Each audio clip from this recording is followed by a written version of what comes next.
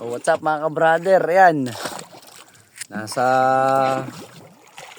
sitwasyon na naman tayo ng pangamba mga kabrad. Bistrag ang ating parka mga ka-brother. Tanggal tong ating yan, ano ba? Nakabalot. Tingnan mo. Join. Tinamaan yung ating parka. Natin mo paandar. Pauwi na tayo mga ka-brother. Yun. Kasama ang palad ayun nga, buti mabagal ang takbo natin. Natanggal to. Pinaka-pamigil niya. Mistrag mga ka-brother. Time check mga ka-brother. Pauwi na tayo ng alas 8. Anong oras na ba? Ayan, 9:30 na. Alas at kalating oras na tayong panudano dito. Nakapag-araya naman tayo ng ating kitang. Ayan o, pauwi na tayo. Pauwi na sana tayo pero yan, gaganda pa ng huli natin. Hindi natin alam kung may uuwi pa natin to ng sariwa kasi mag-aantay pa tayo ng tulong. O mabubulok lang ba siya o may uuwi pa rin natin. Walang signal mga ka-brother. Kasawa yung palad, walang signal dito sa pwesto natin, sa spot na to. Dito tayo napadpad. Marami namang bangka, sana naman makita tayo. Init ng araw, kaya sakit na ng mata ko mga brad, kaya nakasunglasses tayo. Sana magka-signal na, nang kung sana makano tayo. Matulungan tayo mga brad. Anong gagawa natin dito, pray na lang, tsaka relax lang. Abutin man tayo ng gabi, may flasher naman tayo, tsaka mga flashlight. Ayan laging iisipin natin. Kakabit na lang natin yung mamaya at huwag pa panatilihing magkatubig itong ating bangka kasi tuluyan tong lulubog mga brother. Sa paglubog nito, kamatayan natin gawa ng lalamigin tayo mga kabrad. Tulad nung nangyari sa amin ni Airpat noon, ito nangyayari sa amin pero hindi naman lumubog at na lilimasan pa naman. Tiyakman lang natin ang damit.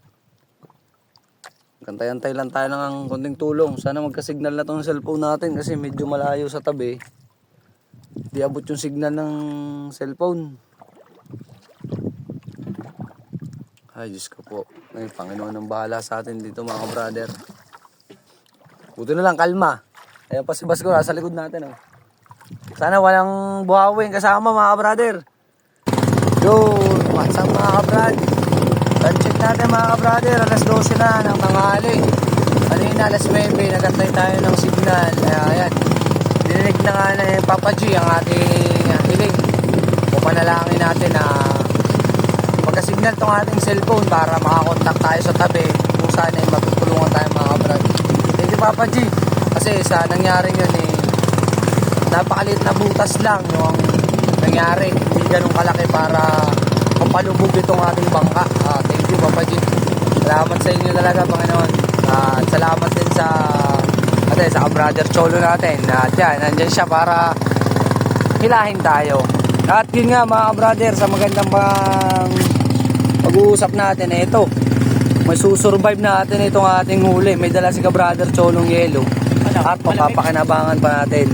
Oh, malamig yan, dami yelong yan. Sariwan-sariwa pa natin siyang mayowe mga brother. Napaabay talaga natin Panginoon yan. Sa alas 8, alas 9, alas 10,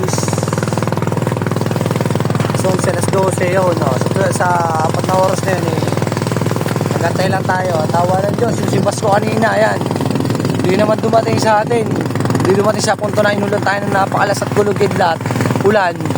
At hindi na dumagdag pa sa isipin natin sa pagpapuno na itong bangka ng tubig. Thank you Papa G. At yun nga pala sa balita dito sa ginawa kaya nahihila ng ganito katulin may dala si brother Cholo Martillo. Ayan. Tsaka pa ako. Yun sa mga brother yan. Ayun na naging So yun na yung nangyari. Ito. Pinakuha namin sa labas mga kabrad ng plywood. So yun sa ilalim na yan. Dito din nagsasimula yung damat hanggang dito. Tatagas din tubig niya kaya mas yung malakas. Bukod dito sa butas na to tsaka dito. Yan, tama dito mga kabrad yan. Bukod doon sa nakatakip na to, tama din yung gilid niya. Punta na lang, wala dito sa kabila. Yan, so putol din yung tamputso natin, tinamaan ng kahoy kanina. Ayos. Kasi Kasi tumakin na natin, hindi na lubog sa tubig. Wala tayong sipig, kundi pagawa lang yung parka. At lalao tuloy tayo mga kabrad. Tuloy-tuloy lang ang buhay mga kabrad. Pagsubok lang yan. Thank you, Papa G.